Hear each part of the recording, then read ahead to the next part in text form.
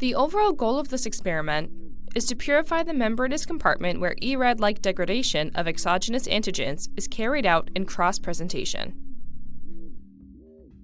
This method can help answer key questions in the immunity field, such as the elucidation of cellular compartment for ERAD-like degradation in cross-presentation.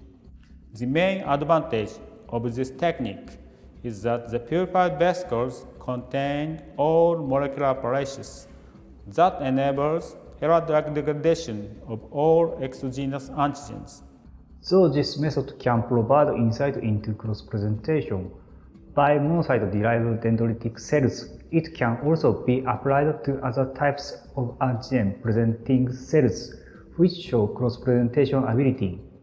Generally, individual use to this method will strike because it is impossible to exclude all non-specific backgrounds.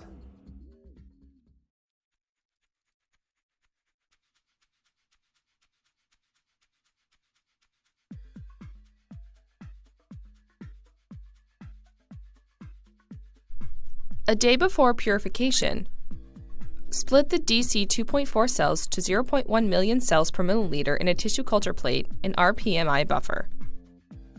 Avoid keeping the cells at a confluent state to increase probability of exogenous antigen incorporation. Before the DC 2.4 cells are semi-confluent, add biotinylated ovalbumin, or B-OVA, as an exogenous antigen.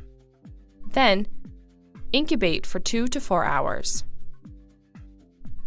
Harvest the cells by gentle pipetting from the tissue plate.